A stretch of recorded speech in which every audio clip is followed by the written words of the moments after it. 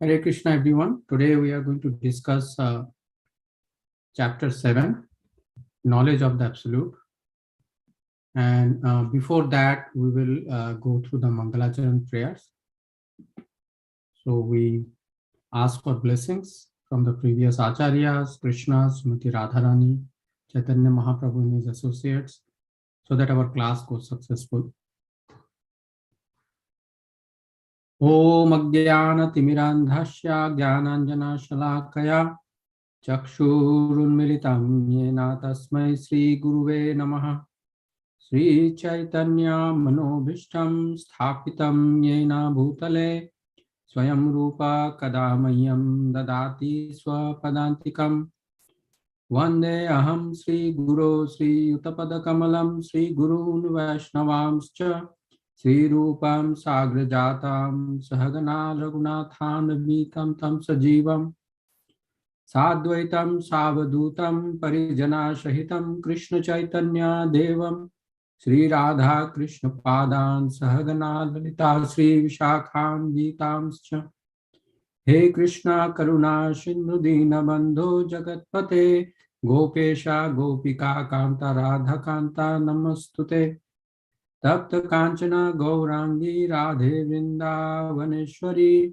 Vishwanu Sute Devi Pranamami Haripriye Vancha Kalpatarubhyascha Kripa Sindhubhya Evacha Patitanam Pavanebhyo Vaishnavebhyo Namo Namaha Sri Krishna Chaitanya Prabhu Nityananda Sri Advaita Gadadhara Sri Vasadi Gaur Bhakta Vrinda Hare Krishna Krishna Krishna Hare Hare Hare Ramo Ramo Ramo Hare Hare.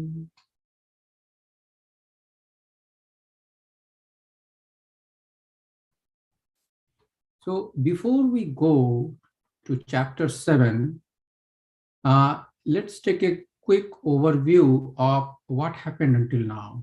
Right? So in chapter 1, Arjuna was in despondency because he saw the misfortune because of the battle. So many Kshatriyas will get killed. The society will go topsy-turvy because of that. In the beginning of second chapter, he says, I will have to shoot arrows towards my guru and Bhishmadev, my Pitama, who are worthy of my worship. I can only see misfortune and sins. Then Lord Krishna reaches the Sankhya to him that, how the soul never dies, there is no change in soul and the body has to change. It has to die. There is no escape from that. He then briefly tells that, therefore the soul needs to engage the kind of body the soul gets. Soul needs to engage that body for that body's whatever dharma is. Then he goes into Buddhi Yoga where he says how this knowledge can be applied, which is basically Buddhi or intelligence, in one point or one direction, one goal, which is the goal of the soul, Vyavasaya Atmika Buddhi, right? And that is basically, work in devotion, basically towards the Lord. But because he mentions the words Buddhi, so in the beginning of third chapter, Arjuna asks a question that he is confused, that on one hand, you are asking me to fight this ghastly warfare. On the other hand, you are talking about intelligence is better. And then Lord Krishna clarifies that what he's actually saying is that there are two ways of gaining knowledge. One is the Sankhya, which normally the sannyasis follow, and another is Karma Yoga, which is the householders follow, which Karma Yoga, by the way, is also a particular level of devotional service. Okay, and to do Karma Yoga, you need Buddhi. So that is that Buddhi he was talking about. He was not talking about going to the forest and use your intelligence. So while he's explaining Karma Yoga, towards the end, Arjuna asks, then why some people like helplessly move away from their path, move away from their dharma? And Lord Krishna says that is because of kam or lust. And towards the end of third chapter, he says that, but it is possible to conquer that lust by applying spiritual intelligence, which is a nature, which is a one of the attribute of the soul, spiritual intelligence. Okay. And then from the fourth chapter, he starts explaining what is, he says that this spiritual knowledge has been given in the past, many millions ago, to sun god, then to Manu, then to Ikshwaku, but then it got lost in time, right? And it comes time to time to establish that religious principles protect the devotees and annihilate the miscreants, right? Because, and if we read Manusmriti, you will see one of the things that comes in Manusmriti is ideal societies where the Brahmanas do the Brahmanas work, Kshatriyas do the Kshatriyas work, Vaishyas do Vaishyas work, Shudras do Shudras work, and they all know that at the end, they will all go to the absolute by doing their work and offering the results to Krishna. So they don't go and switch their profession or switch their career, which is so prevalent in Kali Yuga. Wherever there is money, there is power, people flock to that. But that is not how, that is not a way a society with religion is supposed to work. Whatever your nature is, guna and karma, accordingly you are supposed to perform that occupation, Brahmana, Kshatriya, Vaishya, or Sudra. Because all those paths, ultimately can take you to the Supreme Personality of Godhead. If you understand that those are instructions from Lord Krishna, and therefore you need to offer the results to him. So that is the religion he establishes. So once a person understands that, then he can conquer, the lust. Now he goes on explaining, and towards the end he says that this transcendental knowledge can be gained if one surrenders to a self-realized soul who has the truth. So there he is talking about, accepting a self-realized soul as a spiritual master, so that you don't have to go through the arduous path of all the sacrifices to get the knowledge, because it does describe about various types of sacrifices in fourth chapter. But then he then says that you go to a spiritual master and he will just tell you the truth and then follow that path. And towards the end, he does say that you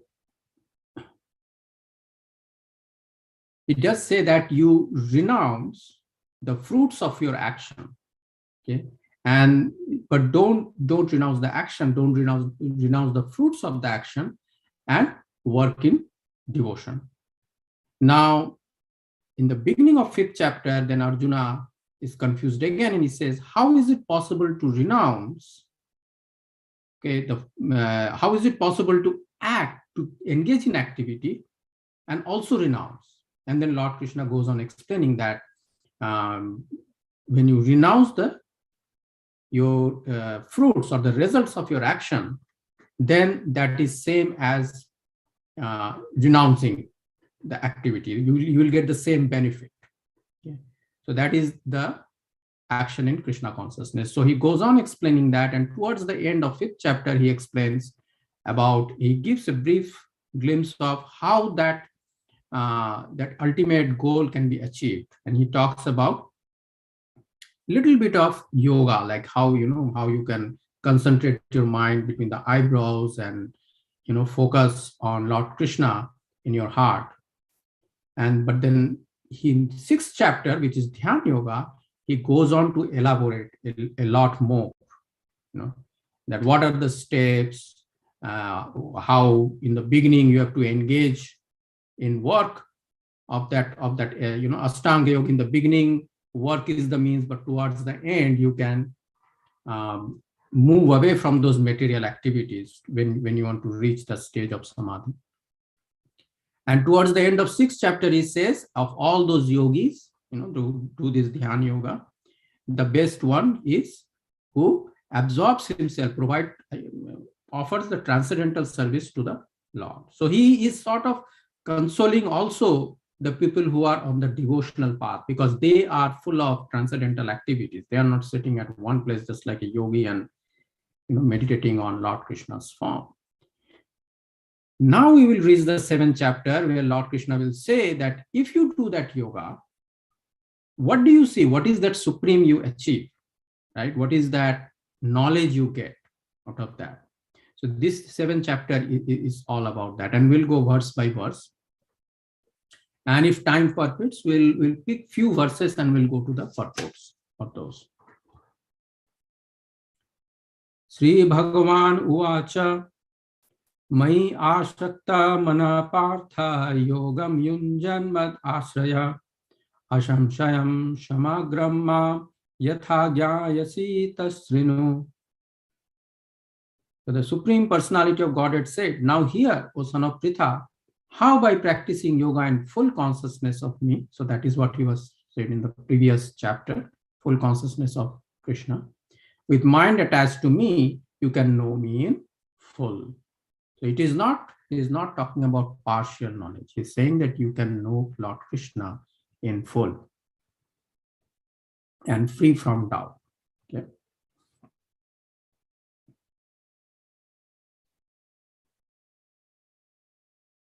Jnanam te aham savijnanam idam vakshayami asheshata yat kyatva neha bhujonyat jnatvam avishyate.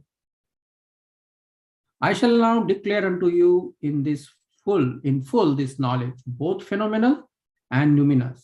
This being known, nothing further shall remain for you to know. That means you are going to get the full knowledge. And what is this? Phenomenal and luminous. Jnanam, right? Phenomenal, knowledge of the material world, the phenomenal knowledge, and luminous knowledge, Vijnanam, the realized knowledge. You will get both. Okay.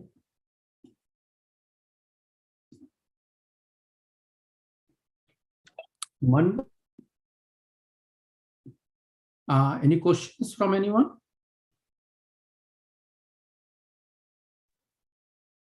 Okay. Manushyanam sahasresu kaschid yatati siddhaye yatatamapi siddhanam kaschin mam veti tattvata. Manushyanam sahasresu, out of many thousands among men, kaschid yatati siddhaye, one may endeavor for perfection.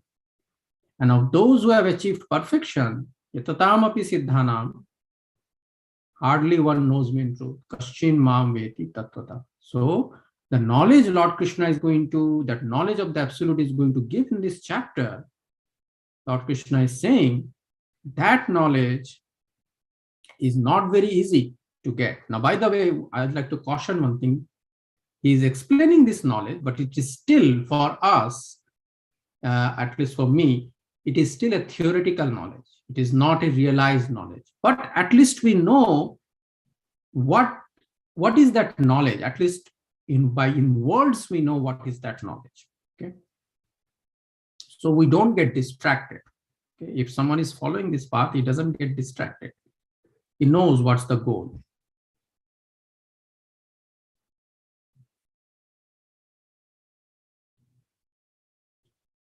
Okay, now Lord Krishna starts speaking about the knowledge. Bhumi rapo nalo vayu kamano buddhire vacha ahankara ityam me bhinna prakritir ashtadha. Earth, water, fire, air, ether, mind, intelligence, and false ego. Altogether, these 8 constitute my separated material energies. So these are material energies. Okay. And they are separated from Krishna, but nonetheless, it still belongs to him. Just like the proprietor of a factory, in his body doesn't exist the whole factory, right? It doesn't take the equipments and all that separated from him, but still he has control over them. He is aware about them. So like that, it is separated like that. Okay. And what are those? Earth, water, fire, air. This we all know, right? We can perceive. Ether, ether is actually, this is the ether as far as the Vedas is concerned, where there is this vibration exists and is the cause of, cause of the one of the first steps of creation, right? Starts from ether, that sounding ether. Mind, intelligence, false ego, these are not really, sometimes in modern world, they are sometimes, some of the sects out there, they consider them like part of spirit, right, or soul. But here Lord Krishna is clearly telling these are material, even mind, intelligence, and false ego. False ego is basically is that aspect of the self which thinks I am this body. Okay? I am not soul. So he by accepting that he is this body, he disconnects himself from the super soul. So that is the false ego. This is also called therefore ahankar. Okay. Anything the body is doing, the soul thinks I am doing. Okay. Altogether, these eight constitute my separated material energies. Then let us see what else Lord Krishna is saying. Apareyam itastva anyam prakritim vidhi me param jiva bhutam mahabaho yayedam dharyate jagat. Besides these, O mighty armed Arjun, there is another superior energy of mind. Okay. Prakritim vidhi me param. Param prakriti. Right.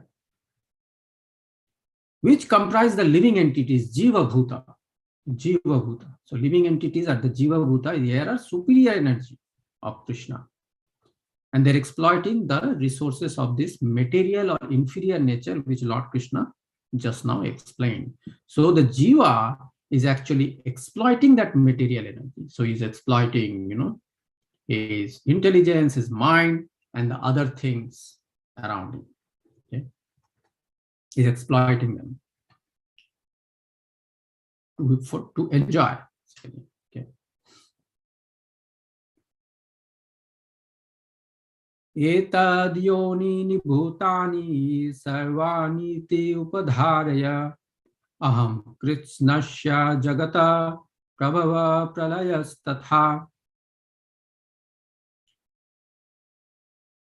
All created beings have their sources in these two natures. Okay. Anything that is created in this world has these two natures. There is a superior energy and there is inferior energy. Inferior material energy and superior is the spiritual energy. Of all that is material and all that is spiritual in this world, know for certain that I am both the origin and the dissolution. Right? So he is the source of these living entities, source of this material world, and when they dissolve during the pralaya, okay, during the annihilation, the universe, he is also that dissolution.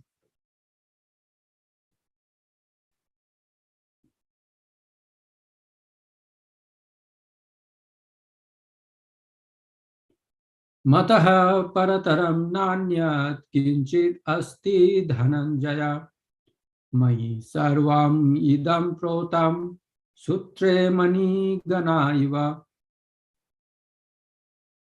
O conqueror of wealth, there is no truth superior to me. Everything rests upon me as pearls are strung on a thread. So until now, Lord Krishna explained about that absolute. Okay, what is absolute? Absolute is Krishna and his different energies, the material energy and the spiritual energy. And the spiritual energy, which is the living entity, is exploiting the inferior material energy. Right? And he also says, this is the truth, and there is no truth superior to me, means he is in other words, he is saying that I am that absolute truth. And everything that I explained, the spiritual and material energy, how they rest upon him, just like a pearls are strung on a thread. So how the pearls are strung on a thread?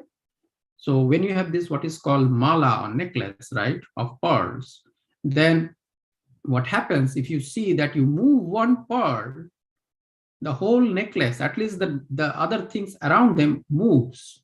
And that is the nature we see in the living entity. When a particular person moves, the others, living entities who are related to him, they move with that person. And this is because of the super soul, which makes the other people see that people, which is that person who is moving, and hence they are moving.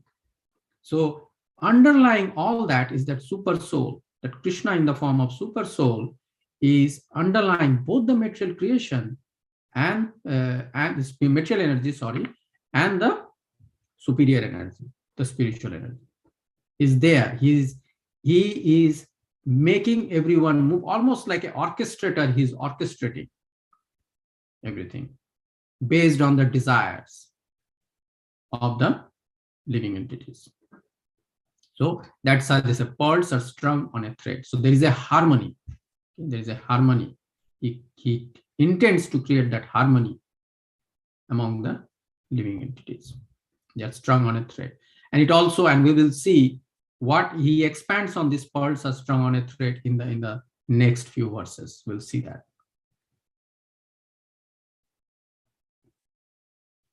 Raso aham apsu kaunteya prabhashmi shashishurayo pranava sarva bhuteshu shabda khe paurushum nishu. O son of Kunti, I am the taste of water. So in water, if you don't have taste, you're not going to drink it. You're not going to drink seawater. Right? It's salty. The natural taste of water, which makes it sweet, which quenches our thirst, that is Krishna. Okay? The light of the sun and the moon. What is the point of sun and moon if they don't have light? The warm light of sun in the morning helps us keep us warm. The whole universe keeps warm. The moon, the cool light of moon helps the vegetables grow. So that is that light of sun and moon. That is Krishna. The syllable Om in the Vedic mantras, that is Lord Krishna, okay, which the impersonalist so much focus on without realizing that that is Krishna. He is saying, Lord Krishna is saying himself in Vedic mantras that Om is Krishna. And I am sound in ether. In ether, that sound, which is the cause of the further creation of material manifestation, that is Krishna. And what is the use of man if he does not have any ability? That ability in a man is Krishna. So everything, so that's how you see that he is like that thread which is supporting those pearls. So taste is like that thread of water which is supporting that, giving that taste to water. In sun and moon, he is that essence, that light. He's giving that, he is the source of that essence in everything. And we'll read more here. Punya gandha pritivyam cha tejaschashmi vibhavasav jivanam sarva bhuteshu tapaschashmi tapasvishu. I am the original fragrance of the earth. Some of you who might have, maybe in villages and where, where there is not so much concrete roads and all, after the scorching heat of summer, when the first rain falls on earth, you can get this smell. That beautiful fragrant smell comes from earth. That's how you know, it is so fragrant.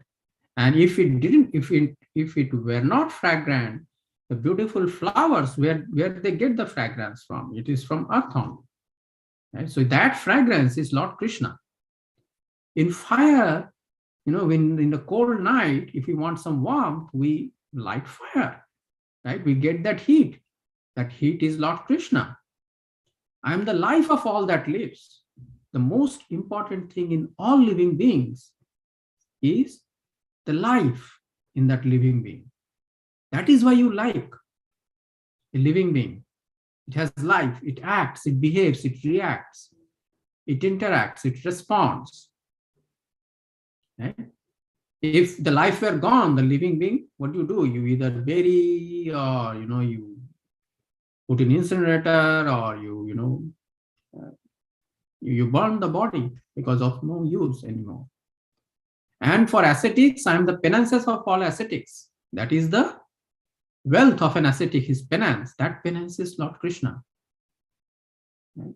So he's supporting, like the thread in a pearl, he's supporting everything, every aspect of this manifestation.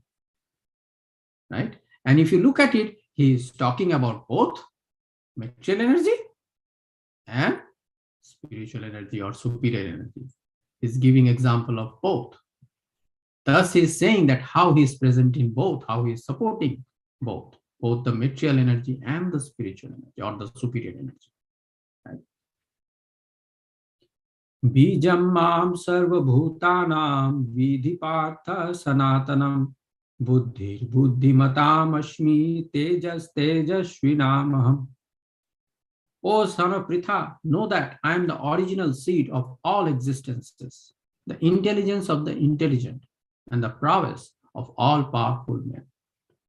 Anything that you see in this world, the seed for that, the source of that is Lord Krishna himself. Is the intelligent. What is the point of being an intelligent person without intelligence? You are not going to call an intelligent person intelligent if he does not have intelligence. That intelligence is Lord Krishna. What is the meaning of calling someone powerful if he does not have prowess or power, strength? That strength is Lord Krishna. Anything which makes anything in the world which we know by some quality, by that essential quality is actually Lord Krishna himself. Okay, that is what, and that is how he's supporting everything.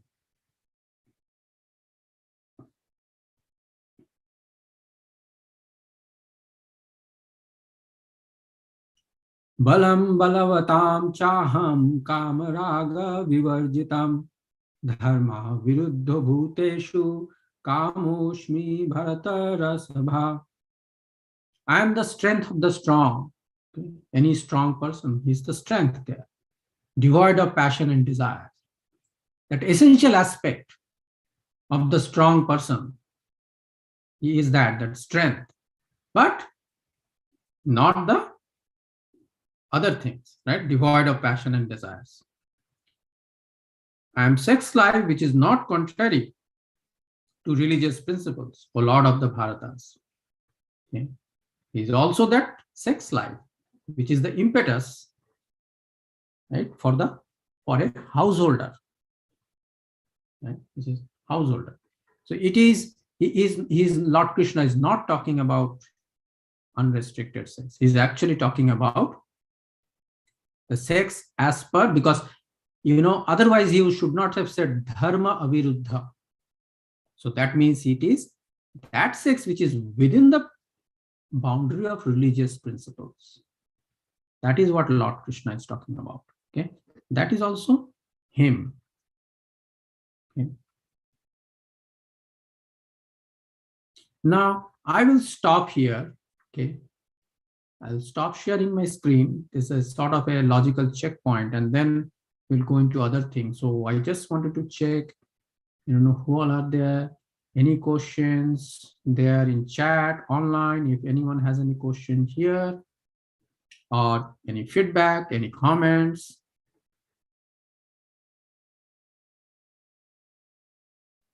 Thank you so much, Prabhu. I'll just check the comments. Meanwhile, if anyone has any questions, they can continue to ask. But Prabhu,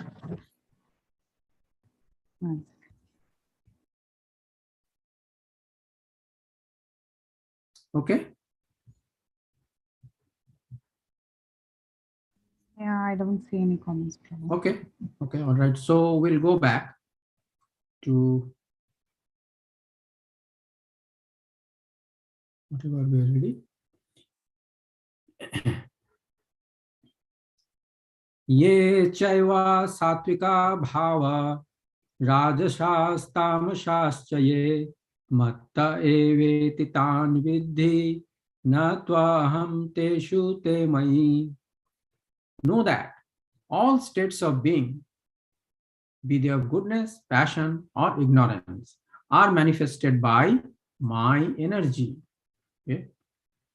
So he has energy, and that energy manifests those states of being, okay, or those modes of goodness, passion, or ignorance. I am, in one sense, everything, but I am independent. In what sense is independent? I am not under the modes of material nature. In that sense, he is independent. Or they, on the contrary, are within me. Okay. So it is like this. There is Lord Krishna. He has his energy, one of his energies. He has many energies. One of his energies, which is the source of these modes of goodness, passion, or ignorance, right? In these superior or inferior energy. Like inferior material manifestation is typically they are all in the mode of ignorance, right? They get moved around. Right? But the superior energy, they can be in any one of these things. Okay. That is why the people who are in mode of ignorance, you will see them, they are mostly like rocks or trees. They don't move. They have a lot of inertia, right? The passion is they're very active. Okay. And the goodness, they are also active, but their activity is focused towards the Brahma, basically beyond the material modes. Right? But Lord Krishna is saying all these different modes, actually he is, for their contrary, within me, means he is the source of this energy. Okay. That is what Lord Krishna is meaning. And in that sense, he is independent of that energy. Because if you look at it, either Brahmana, Kshatriya, Vaishya, Shudra, right? The Brahmana are in the mode of goodness, Kshatriya in the mode of passion, Vaishya in the mode of passion or ignorance, Shudra in the mode of ignorance. And there are other lower living entities also, they are mostly in ignorance, right? They are all driven, or they are dependent, their actions are dependent on these modes. But Lord Krishna, being the source of this energy, he is independent. Okay. It is a very important thing to understand.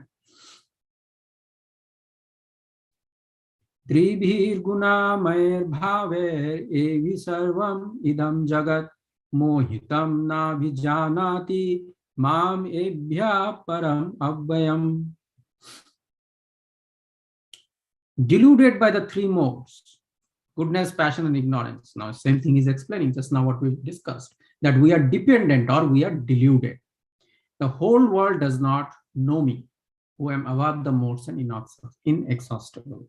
Now, what these modes of nature are doing is basically it is keeping the living entities, particularly the superior energy, in confusion. Okay, they are deluded. And therefore, they don't know that the world, they have this feeling that there are some laws which are making this world work automatically. And if something is happening because of that action, then it is because of that action that happened.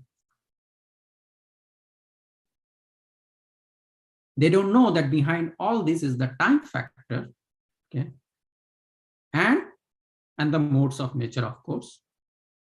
And there is a supreme truth who is controlling everything. It is because of that delusion by the three modes, they are not able to know me, which is Lord Krishna, who is above the modes and inexhaustible. Okay. Is inexhaustible. He never, we get tired, but Lord Krishna does not get tired. He never gets tired. In fact, in spiritual world, there is nothing called sleep.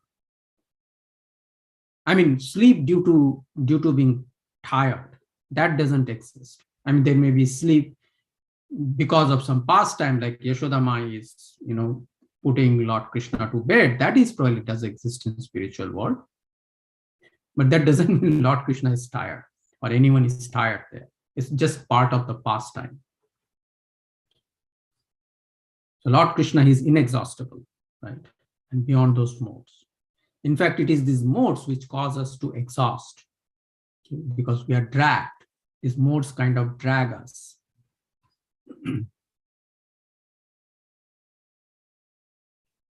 Daivi hi esha gunamai mama maya durattaya mame vaye prapadyante maya metam tarantite. So Daivi hi esha gunamai. Okay? This divine energy of mind, this Devi, okay, is full of gunas, right? Consisting of the three modes of material nature. Mama Maya, that Maya is difficult to overcome. That illusory potency is very difficult to overcome. Now, Lord Krishna is taking us to the next logical step. Why they are deluded? In the previous verse, he said they are deluded. But why? Okay. And then what is the hope for that? Hope for them. Because if they remain deluded, they will never know Krishna, Lord Krishna. Right? So what is the hope? And that hope is being talked about in this verse. And of course, why? It is because that Daivi Shakti, although it is material energy, inferior, is difficult to overcome. But those who understand what is going on and then surrender unto Lord Krishna can easily cross beyond it. They can cross this effect of three modes of material nature. They will be able to cross beyond it. Okay? But for that, they have to surrender to Lord Krishna. Okay? By challenging the material nature, that we will conquer the material nature, that which is very much, the philosophy of today's world, is not going to work. I don't know if you guys seen a spider net or a spider web. An insect comes, gets trapped in it, and to escape, he tries to, struggle. More he struggles, more he gets trapped. This material nature is like that. When you challenge the material nature, the effect is like that. It is like the web of a spider. The more you try to get out of it by your own strength, by challenging it or overcoming it, more you get trapped into it. The more you get entangled, in using Srila Prabhupada's word, more you get entangled. Right? But if you surrender to Lord Krishna instead of challenging the material nature, you can easily cross beyond it. Okay.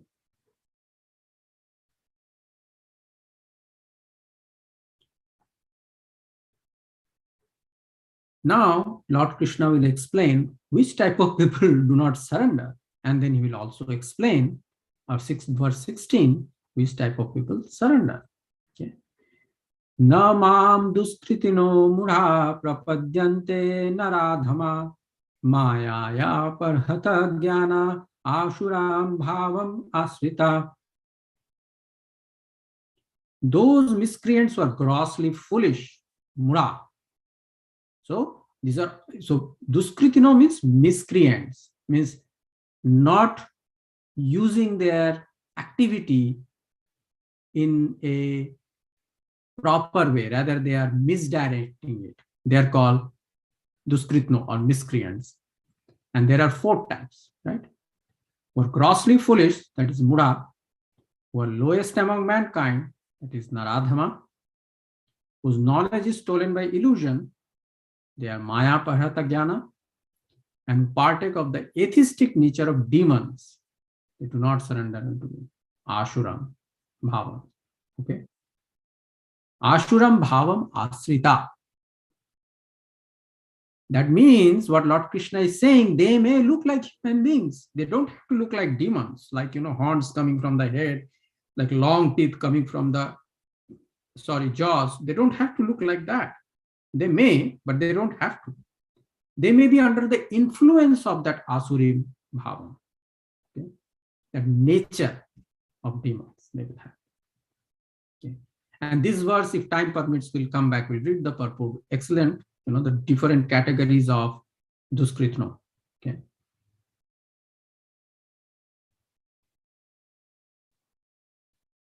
It's a long one. If time permits, we'll come back. Chaturvidha bhajante mam jana sukritno arjuna ato jigyasu artharthi jnani cha bharata. Now Lord Krishna is explaining those who surrender. There are four types of people who surrender to him. Okay. Best among the Bharatas, four kinds of pious men begin to render devotional service unto me. Now, these are not pure devotees, but they begin to render devotional service. Okay. And therefore, they are called Sukritino, not Duskritino. Sukritino. Okay. And who are they?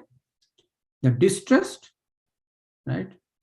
Then, desirer of wealth, the inquisitive, which is Jigyasu, okay, and he who is searching for the knowledge of the absolute, Jnani, right? So the distressed, desirer of wealth, okay, distressed is Artho, Jigyasu is inquisitive, Artharthi is desire of wealth, and Jnani is searching for the knowledge of the absolute.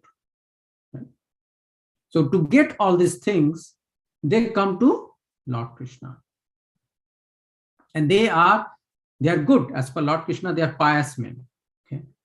They have some chance of understanding him.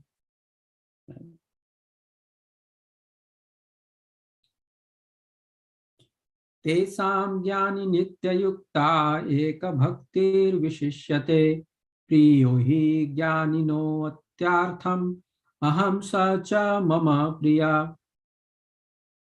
Of these, the one who is the one who is in full knowledge and who is always engaged in pure devotional service is the best. For I am very dear to him and he is dear to me. Now, pure devotional service, what is this? Pure devotional service is where you don't have any hidden motives of gyan or artha, wealth. If you don't have any hidden motives, ulterior motives, you're simply serving the Lord because you like to serve him. Okay, and they have full knowledge, both. Full knowledge means the knowledge just now we read. Right? He is the source of both the superior energy, the jivas and jiva bhuta, and the inferior energy, the material manifestation.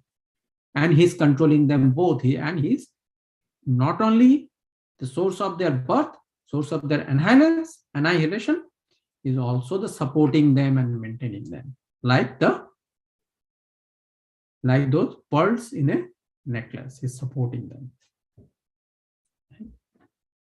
And he's saying that knowledge, if someone has, and with that knowledge, then he is engaged in pure devotional service without ulterior motives, because Lord Krishna is supporting everyone. So if I have to get something, I will get, basically, which is good for me, he will give me. Okay, which I may perceive as good or bad, but everything he gives me is for my good. In that attitude, very difficult attitude actually. It's not very easy. It's a very difficult attitude. But with that attitude, if someone is serving Lord Krishna, then that person is very dear to Lord Krishna.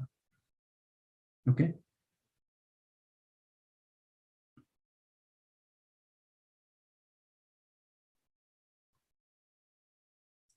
Udara sarva evaite jnanitvatmaiva me matam ashtita sahi yuktatma mam evanu uttamam gati.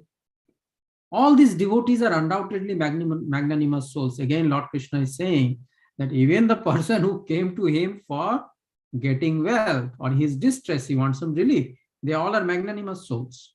Don't get me wrong. It's not just the pure devotees. They all are magnanimous souls. That's what Lord Krishna is saying. At least I am. So I feel very, consoled that because I am in one of those categories. So, okay. So Lord Krishna is saying, okay, you came to me. That is good. Okay. So that's very consoling from Lord Krishna. But he who is situated in knowledge of me, I consider to be just like my own self. Okay. That means he's talking about that person with the full knowledge. Okay. Being engaged in my transcendental service, which is the other aspect in the previous verse we saw, that is doing the pure devotional service with full knowledge.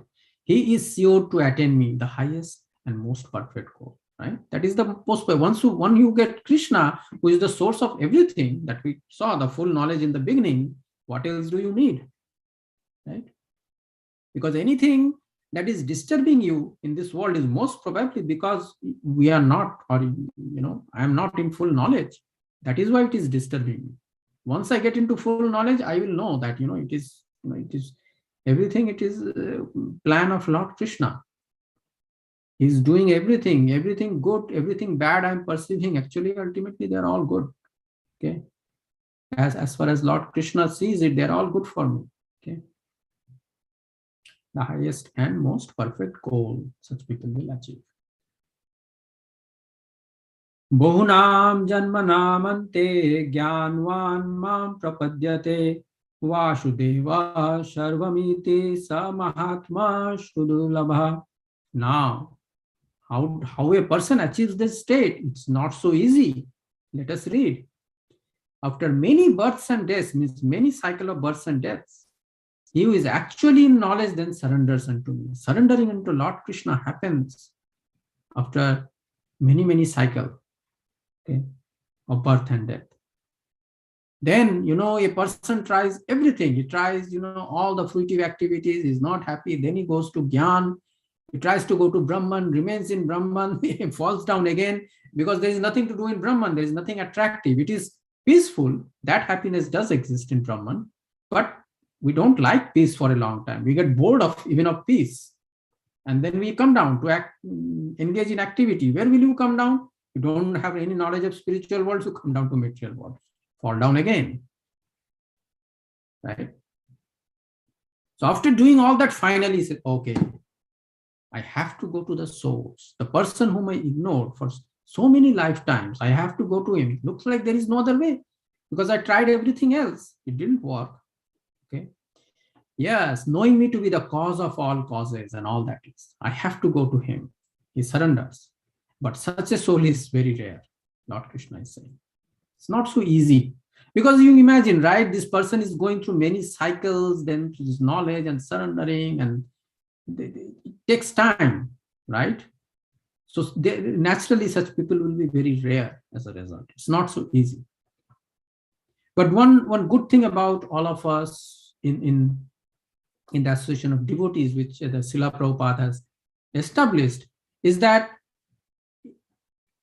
he has given us that shelter, Lord Krishna's shelter, because he's a pure devotee. He has given us that shelter. So we should definitely take full advantage of that shelter. So think of like when there is suddenly the rain comes, like in Vrindavan, suddenly that Indra poured all the rain, then Lord Krishna gave the shelter to all the gopis and gopas of Vrindavan through his pinky finger, he lifted the Govardhan mountain. He gave them shelter, right? So like that, Srila Prabhupada gave us a shelter. Okay, he's a great devotee. He gave us a shelter in this world. So that, when we get distressed, troubled by the material world outside, we can come to this shelter and get some peace of mind and do our devotional service. Okay, so we should take full advantage of that.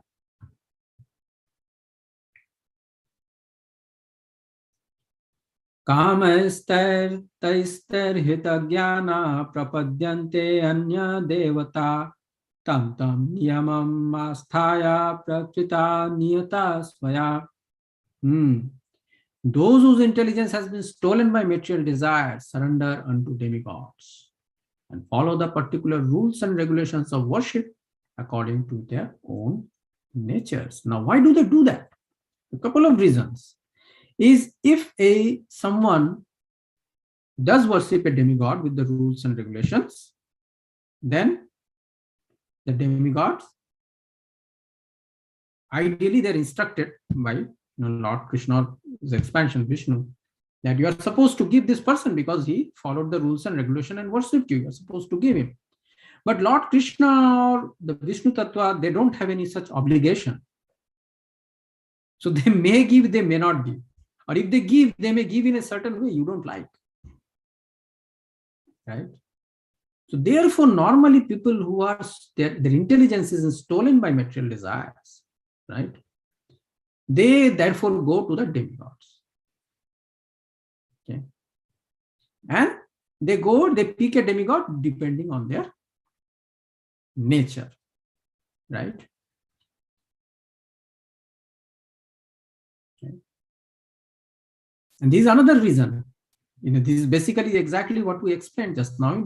They try different things. Then, after demigods, they will go to impersonal, and then finally, after many, many births, they will go to Krishna. Because these material desires will not actually give them happiness, whatever they're asking. And why? What is the reason? Because if you remember in the second chapter, Lord Krishna is saying that the intelligence is many brands. That's the nature of this material world. The intelligence is many brands. Only that intelligence which is focused on Lord Krishna is single pointed. Why? Because Lord Krishna is the source of all the pleasures, all the happiness. Everything comes from him. That is why he is complete in itself. But anything material has only some aspect of it. Therefore, when you try to get that, you get that happiness interim, but your soul is not satisfied because it did not get that full happiness, which you can get only from Krishna. So it keeps on jumping like a monkey from one desire to another desire. Like a monkey moves from one branch to another, like that. Okay. That is why they don't get satisfaction. Yo yam tanum bhakta shraddhayarchitum ichhati tasya chalam shraddham tameva vidadhami aham. I am in everyone's heart as the super soul. As soon as one desires to worship some demigod, I make his faith steady so that he can devote himself to that particular deity. Now, Lord Krishna in the Janardhan or super soul form, Paramatma form, is situated in every living entity's heart. When he sees that, oh, this person has this desire, he wants to worship this demigod, let me make his faith steady. And when Lord Krishna does something, no one can disturb it. So that person then goes, unless that person desires something different, no one else can disturb him. So it is the super soul only which makes his faith steady to go to the demigod. Why he does that? The super soul does that is because if he does otherwise, he will always complain that, hey, you did not, let me enjoy, what I wanted. So super soul instead saying, okay, go, you think you will enjoy? Okay, go and have it and see if you really will enjoy. Okay. So therefore he makes his faith steady. Think of this material world as a place for us to experiment. Okay, it's a correctional facility through experimentation of living entities. So living entities are experimenting here, and in that process, they are getting corrected slowly in every lifetime. They're slowly getting corrected because the impressions from the past life, although he doesn't remember, all the things happen in past life, but that impression is there in the subconscious mind. And that then drives, where they should go next. Right? So it is a place where the living entity is experimenting. And finally, through experimenting, then finally he realizes that, Bahunam Janmanam Ante, which we read before, he realizes that Vasudevam Sarvamiti. Okay, it's ultimately Vasudeva. We have to go to him only. Okay. But in the interim, he lets them experiment. And that is what this is. Okay. He makes their faith steady to worship the demigod. Sataya Shraddhaya Yuktas Tasyaradhanam Ihate Labhate Cha Tatha Kaman Mayaiva Vihitan Hitan. Endowed with such a faith, he endeavors to worship a particular demigod and obtains his desires. But in actuality, these benefits are bestowed by me alone. Okay. So the demigod asks permission from the Supreme Lord that this devotee is worshipping me. Should I give him this? Okay. He has to also get permission, right?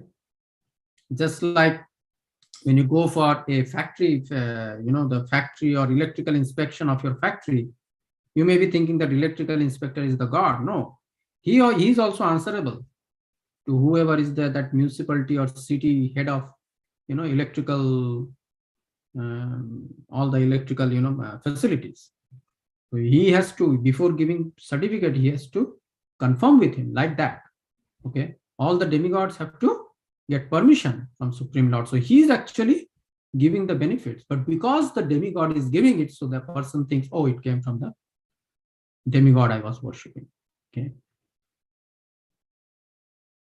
Antavanta tu phalam tesham tadbhavati alpamedhasam devan devayajo yanti madbhakta yanti mamapi. So the men of small intelligence worship the demigods, and their fruits are limited and temporary. And why wouldn't it be? Because the demigods, they themselves are temporary and limited. So they cannot give something unlimited and permanent. Right? But you get easily from demigods. Those who worship the demigods go to the planets of the demigods. But my devotees ultimately reach my supreme planet. So all the planets of the demigods are ultimately in the material world. They are not in the spiritual world. So therefore, those planets are temporary. The demigods are temporary. You go there, your existence will also be temporary. And you'll have to come down again. Right? But the devotees, they ultimately reach the supreme planet of Krishna. They never come back. Okay? It's permanent. Unlimited happiness. Right? Avyaktam yaktim apannam manyante mam abuddhaya param bhavam ajananto mama vyayam anuttamam. Unintelligent men who do not know me perfectly think that I, the Supreme Personality of Godhead Krishna, was impersonal before and have now assumed this personality.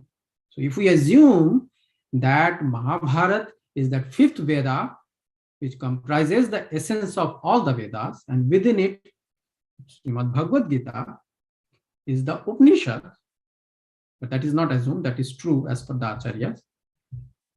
And therefore, it can nothing in it can be wrong.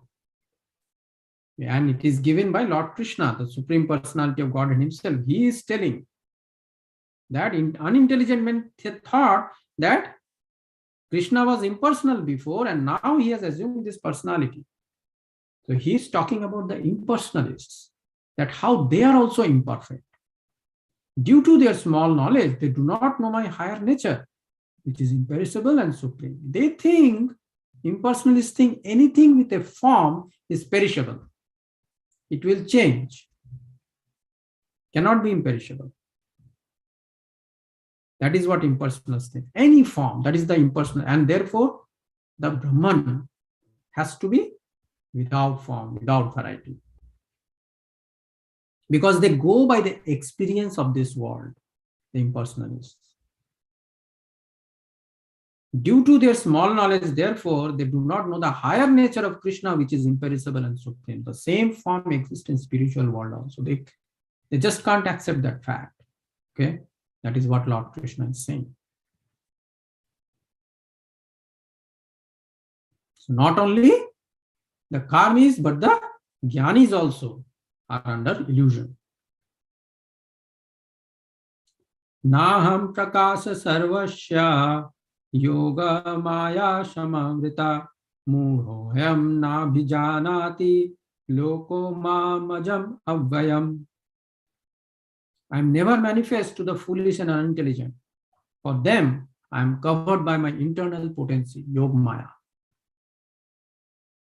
And therefore, they do not know that I am unborn and infallible. So why? Why those foolish and unintelligent? They don't know that Lord Krishna is that supreme. And Brahman is just one of his aspects. It is because they do not surrender, as Lord Krishna is saying in the previous verses, they do not surrender unto him. Therefore, Yoga Maya covers Lord Krishna's true nature by internal potency for those people.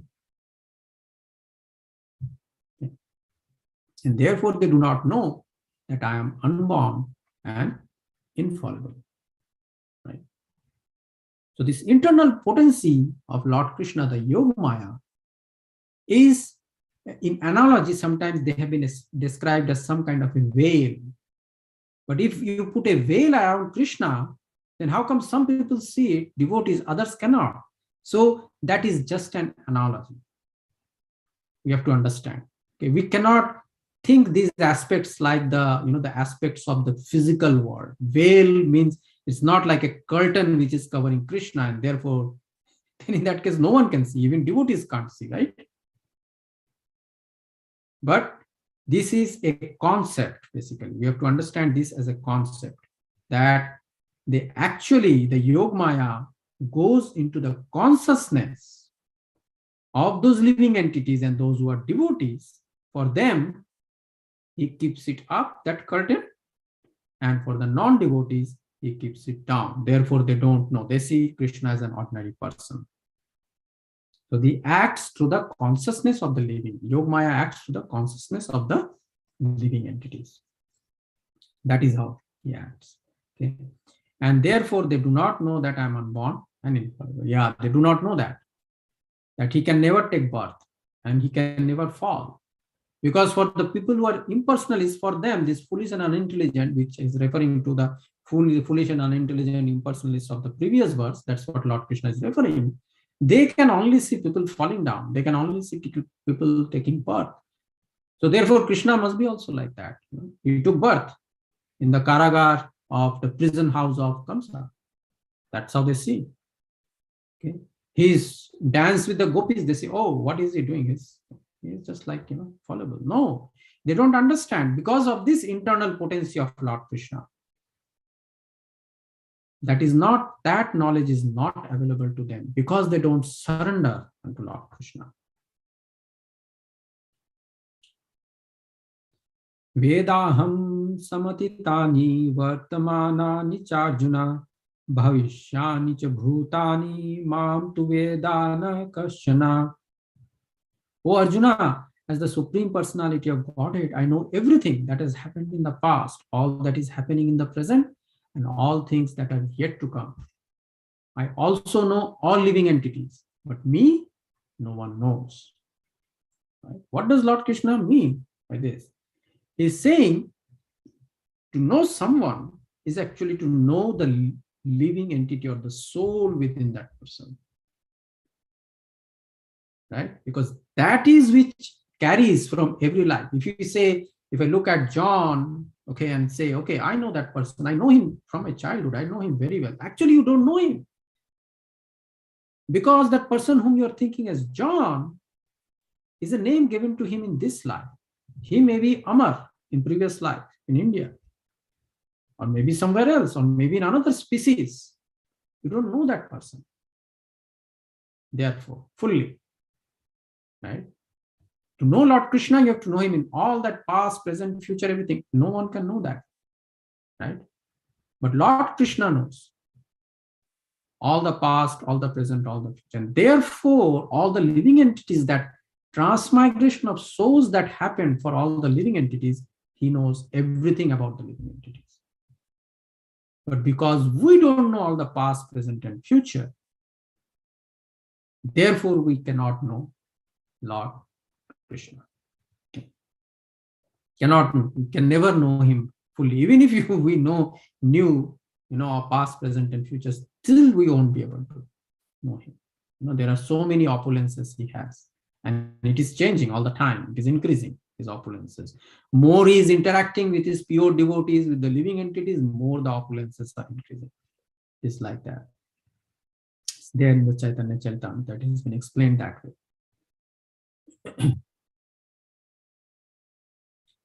Ichha dvesha shamuttena dvanda mohena bharata sarvabhutani sammoham shargayanti parantapa. O Scion of Bharat, O conqueror of the foe, all living entities are born into delusion, bewildered by dualities arising from desire and hate. This is the nature of all living entities. Okay? They're born with these dualities. okay, of desire, desiring something and hating something. Okay, it is there, that duality exists in them. Okay.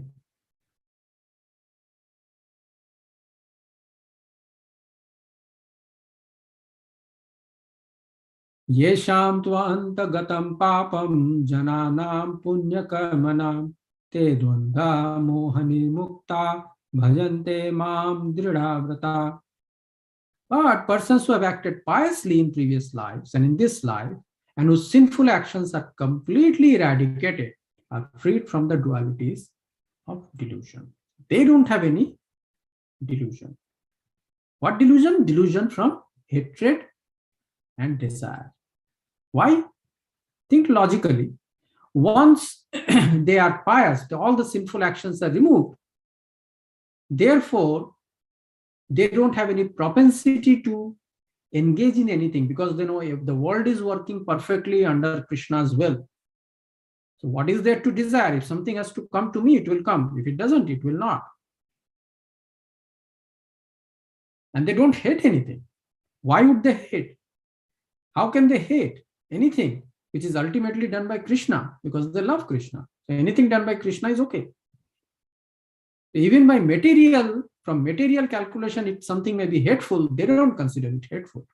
So that is why the dualities of desire and hatred, it doesn't exist. Because that sinful reaction, actually it is because of when in our heart, in bija form or in different grades, actually in Bhakti Rasamrita Sindhu, there is a different grades of sinful actions in seed form, and then it fructifies and all that. There are 4 stages. So when it is completely eroded, all that sinful actions, then automatically one gets enlightened and sees that everything is working perfectly. For them, there is nothing which is the only thing they can see in this world is, although this world is working perfectly under Lord Krishna, there are living entities, because they have these sinful actions in their heart, they cannot perceive that. And that is what the devotees, bring to the people who cannot see. They go to them and say, by Lord Krishna's mercy, today I am able to see that everything is working perfectly, and therefore you need not worry. And that is the message they give. Just accept whatever is coming in the life. Just accept it and move on. Okay? And engage in the devotional service of Lord Krishna. That is what. More and more you will engage in the devotional service of Lord Krishna, more and more you will have piety in your life, and more these dualities of delusion will go away. Right? That is the devotees do when they go out. So they engage themselves in my service with determination. So when the dualities are gone, then they know everything. So therefore they can engage in his service with determination. There is nothing. This is the only thing a soul is supposed to do, to serve Lord Krishna, because he is source of everything. Why bother about anything else? Right? So therefore they engage in Lord Krishna's service. Jara marana mokshaya mamasritya yatantiye te brahmatad vidu krishnam adhyatmam karma chakhilam. Intelligent persons who are endeavoring for liberation from old age and death means they don't want to come back again. That's what it means. They take refuge in me in devotional service. Okay? They take shelter of Lord Krishna in devotional service. They're actually Brahman, because they entirely know everything about transcendental activities. They can be actually said to be in Brahma Bhuta stage. Okay? And because they know all the transcendental activities to please Lord Krishna. Okay?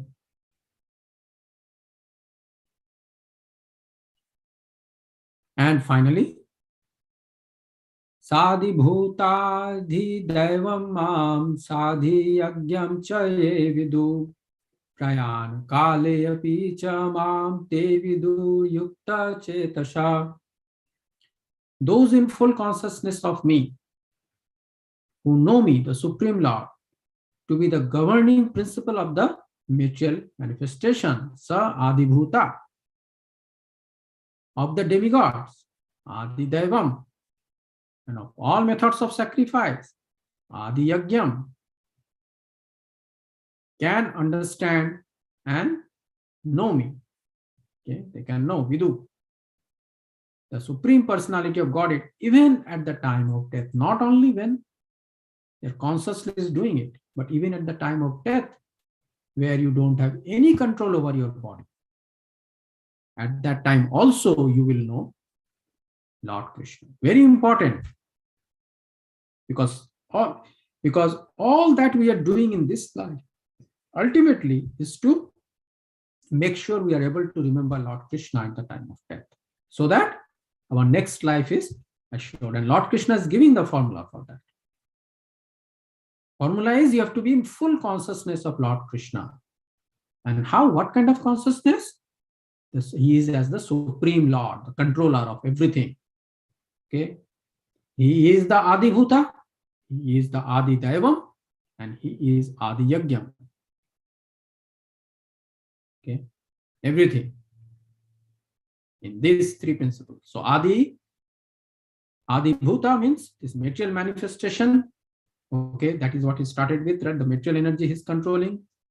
The demigods, right, which are his superior energy, right? Just like we living entities, so demigods are also living entities. That's the superior energy, and all methods of sacrifice, right? This superior energy is so one of the living entities. One superior energy is living entity. Then they do this sacrifice, and they offer it to the Adi Deva, and thus the demigods are also happy, and then they return the favor. So that is the cycle, of course, in the third chapter. But here Lord Krishna is saying every aspect of that cycle, I am the Supreme Lord. One who knows that, okay, in full consciousness of that fact, it remains full consciousness. Anything to be conscious of anything, remember, is different from memorizing or theoretically recalling something. Conscious means you are always aware.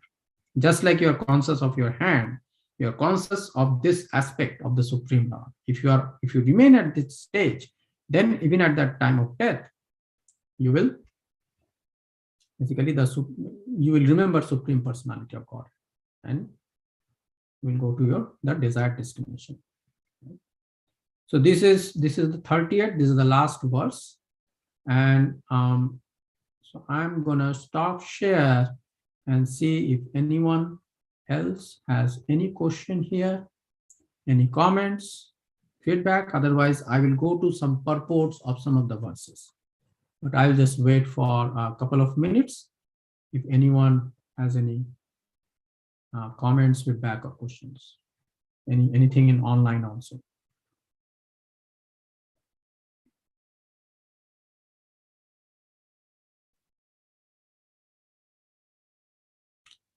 Okay. Anything online, sorry. Nothing is there online. Okay, that's all right, Mataji. I will go and share my screen again. And I will go to verse 15. We'll try to read it's a long purport, but it is worth reading. So we know now what are the different kinds of Duskritna people in this world. Right? The miscreants. This is that, right? Those miscreants who are grossly foolish, who are lowest among mankind, whose knowledge is stolen by illusion, and who partake of the atheistic nature of demons, do not surrender unto me. Purport by Srila Prabhupada. It is said in Bhagavad Gita that simply by surrendering oneself unto the lotus feet of the Supreme Personality, Krishna, one can surmount the stringent laws of material nature. Right? Daivi Hesha Gunama, if you remember that verse, right? At this point, a question arises, how is it, if that is true, then how is it that educated philosophers, scientists, businessmen, administrators, and all the leaders of ordinary men do not surrender to the lotus feet of Sri Krishna, the all-powerful personality of Godhead, right? Because at the end of the day, that is what even they are trying. They're trying to overcome the stringent laws of nature.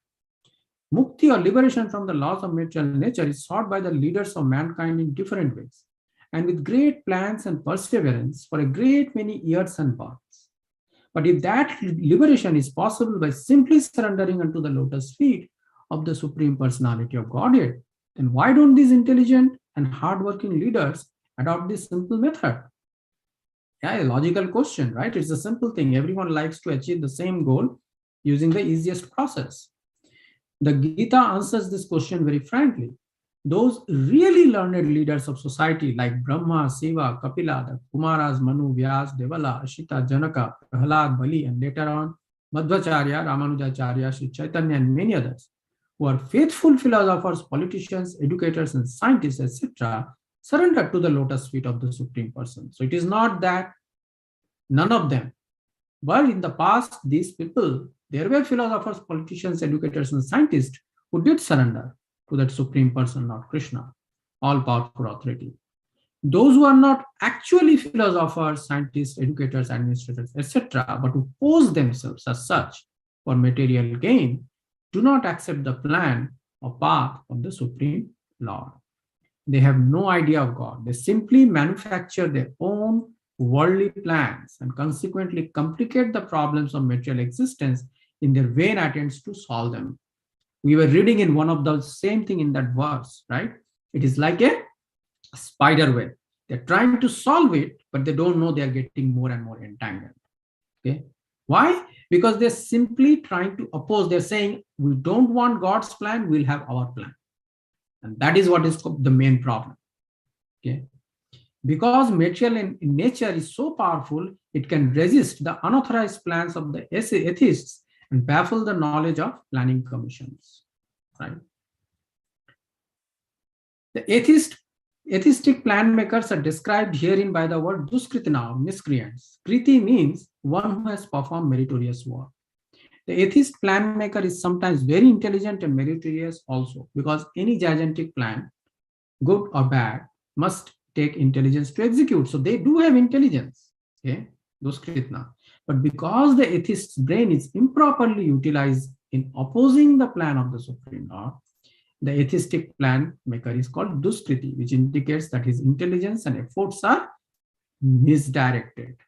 Just like a thief, right, and a police, right? A thief and police, they're both using their intelligence. But for police, the intelligence is directed well, okay, to protect the authority, the law of the authority, while the thief's intelligence is misdirected to break the law of the authority, right? In Gita, it is clearly mentioned that material energy works fully under the direction of the Supreme Lord. It has no independent authority. It works as the shadow moves in accordance with the movements of the object. So material nature is actually working as per the direction of the Supreme Lord. The way the example they've given about the shadow and the person is apt, because material energy never ever does anything without the direction of the Supreme Lord. Right? The Supreme Lord as a super soul is in the heart, the material energy, and that is how she acts. But still, material energy is very powerful, and the atheist, due to his godless temperament, cannot know how it works, nor can he know the plan of the Supreme Lord. Right? First of all, they can't figure out how it works, right? If you remember, if you guys are tracking news, the particle physicists, they created this Large Hadron Collider to prove many of their theories, right? The quantum fluctuations in vacuum, and then many other theories, string theories and all. Unfortunately, for last 2 years, they had been doing experiment in the Large Hadron Collider. Do you know how many theories they could prove? 0. And they are at a loss. They are now going back to drawing board. They are depressed. They don't know what to do. They're completely lost. So that is what happens when you try to oppose, when you don't try to accept the God's supremacy, then that's what you get. You move from one failure to next failure. Under illusion and the modes of passion and ignorance, all his plans are baffled. As in the case of Hiranyakashipu and Ravan. They were the scientists of the ancient world whose plans were smashed to dust, although they were both materially learned as scientists, philosophers, administrators, and educators. These duskritnas or miscreants are of 4 different patterns as outlined below. Okay. The mudhas are those who are grossly foolish, like hard-working beasts of burden. So they want to enjoy the fruits of their labor by themselves, and so do not want to part with them for the supreme. The typical example of the beast of burden is the ass. This humble beast is made to work very hard by his master. The ass does not really know for whom he works so hard day and night. He remains satisfied by filling his stomach with a bundle of grass, sipping for a while under fear of being bitten by his master, and satisfying his sex appetite at the risk of being repeatedly kicked by the opposite party. The ass sings poetry and philosophy sometimes, what we call braying of the ass. But this braying, oh, there it is, but this braying sound only disturbs others. This is the position of the foolish fruitive worker who does not know for whom he should work. He does not know that karma or action is meant for yajna, sacrifice. That means whatever the results, he's supposed to offer it to the Lord. He does not know that this is for his own enjoyment. That's what he thinks. Most often, those who work very hard day and night to clear the burden of self-created duties, they create their own duties, which is very much prevalent in Kali Yuga, all kinds of careers, say that they have no time to hear of the immortality of the living being. To such mudhas, material gains which are destructible are lives all in all. Despite the fact that the mudhas enjoy only a very small fraction of the fruit of labor, sometimes they spend sleepless days and nights for fruitive gain. And although they may have ulcers or indigestion, they're satisfied with practically no food. They're simply absorbed in working hard day and night for the benefit of illusory master. Just like they are in illusion, their masters are also in illusion. They are chasing some goal, and the mudhas are also chasing the master's goal, some illusory goal. Ignorant of their real master, which is Lord Krishna, the foolish workers waste their valuable time serving mammon. Mammon is actually a word means wealth, which has a degenerate influence, a weakening influence on a living entity. That's called mammon. Okay, that kind of wealth. When you have wealth for your own enjoyment, that is the kind of effect you get. If you use the wealth for Lord Krishna, it will enliven you. Okay. Unfortunately, they never surrender to the Supreme Master of all masters, nor do they take time to hear of him from the proper sources. The swine who eat the night soil do not get to accept sweetmeats made of sugar and ghee. They don't know the real taste. Similarly, the foolish worker will untiringly continue to hear of the sense-enjoyable tidings of the flickering mundane world, but will have very little time to hear about the eternal living force that moves the material world. He is under the impression he is only moving his own world, but actually he doesn't know about the eternal living force that moves the whole world. The second class is called the Naradham, or the lowest of mankind. Nara means human being. Adhama means lowest. Out of 8.4 million different species of living beings, there are 400,000 human species, right? Out of this, there are numerous lower forms of human life that are mostly uncivilized. The civilized human beings are those who have regulative principles of social, political, and religious life, right? Those who are socially and politically developed, but who have no religious principles must be considered Naradhamas. That means you need to have social, political, and religious life. Just social and political, but no religious life. So, which is very prominent basically in this Kali Yuga. They have an excellent social and political life, but they are still Naradham because they don't have any religious principles. Nor is religion without God religion, right? So religion again has to be a God religion, because the purpose of following religious principles is to know the supreme truth and man's relation with him. That kind of religion, okay, that is the kind of religious life. If not, then even though some so-called religion doesn't count, they're still Naradham. In the Gita, the personality of Godhead clearly states that there is no authority above him and that he is the supreme truth. The civilized form of human life is meant for man's reviving the lost consciousness of his eternal relation with the supreme truth, the personality of Godhead, Sri Krishna, who is all powerful. Whoever loses his chance is classified as a Naradha. Loses this chance, sorry. We get information from revealed scriptures that when the baby is in the mother's womb, in extremely uncomfortable situation, he prays to God for deliverance and promises to worship him alone as soon as he gets out. To pray to God when he's in difficulty is a natural instinct in every living being because he is eternally related with God. But after his deliverance, the child forgets the difficulties of birth and forgets his deliverer also, being influenced by Maya, the illusory energy. Okay. So therefore, it is the duty of the guardians of children to revive the divine consciousness dormant in them. Okay. The guardians of those children should revive the divine consciousness. The 10 processes of reformatory ceremonies as enjoined in Manusmriti, one of them is like Srila Prabhupada always quotes is the Garbhadhan Sanskar, right, which is the guide to religious principles are meant for reviving God consciousness in the system of Varnashram. However, no process is strictly followed now in any part of the world, and therefore 99.9% of population is Naradham, right? Therefore, Sri Chaitanya, I'm skipping one paragraph here. Therefore, Sri Chaitanya Mahaprabhu, in propagating the Bhagavad Dharma or activities of devotees, has recommended that people submissively hear the message of personality of God. The essence of this message is Bhagavad Gita. The lowest among human beings can be delivered by this submissive hearing process only. So, if 99.9% people are Naradham, how can they recover? And that is what Chaitanya Mahaprabhu said, submissive hearing of Lord's glories. That is there in Bhagavad Gita.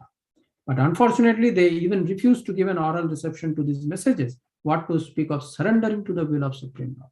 But if they do, then they can be delivered. The lowest of mankind willfully neglect the prime duty of human being. Right? And I will just read this first paragraph of each type of Duskriti because I don't have time. Third is the next class of Duskriti is called Maya Parata Jnana, of those persons whose erudite knowledge has been nullified by the influence of illusory material energy. They're mostly very learned fellows. They are great philosophers, poets, literati, scientists, etc. But the illusory energy misguides them. Why? Because they don't surrender. Okay? And therefore, when the illusory energy misguides, they further disobey the Supreme Lord. So they don't surrender to Lord Krishna. That's why illusory energy misguides them, right? And because it illusory energy misguides them, they disobey the Supreme Lord, right? And another important thing is all unauthorized interpretation of Gita by the class of Maya Parata Jnana outside the purview of the Parampara system are so many stumbling blocks on the path of spiritual understanding. Not only for these people, but they are creating havoc in human society. The deluded interpreters do not surrender to the lotus feet of Krishna, nor do they teach others to follow this principle. This is the dangerous thing. And this is what we as followers of Srila Prabhupada and his pure disciples, we have to basically fight at least these people, go out and fight them. Basically, what nonsense they are preaching the whole world. This is extremely important. At least these innocent people whom they are teaching and misdirecting, we can at least save them, right? And the last class is, of course, the Ashuram, Bhavam, Asrita, demoniac people. Right? Demoniac. They simply, they're openly atheistic, okay? They can simply deny that there is Supreme Lord can never come to this material world, but they don't give any reason. Why not? Right? It is his home. He created it. Why cannot come in his own home? Right? They never say that. So therefore, grossly foolish persons, lowest of mankind, the deluded speculators. This is Maya Parata Jnana. The professed atheists, Asuram Bhavam Asrita, as I have mentioned, never surrender unto the lotus feet of the personality of Godhead in spite of all scriptural and authoritative advice. But these people, after knowing, we should go and we should, do kirtan, we should distribute prasadam. At least from there, they will at least taste and have some mercy, of the Lord, so that they start understanding the Lord. Otherwise, they will continuously go in the cycle of birth and death, and they will always remain distressed. These people are always distressed. They're always full of anxiety because they're simply, as I explained, going from one failure to next failure. But they are hoping against the hope, and they're continuing. So we have to take them away from this cycle so that there are many other innocent people whom they are misdirecting, they will get saved. So I will stop my discussion here, and final comments or anything we have from anywhere.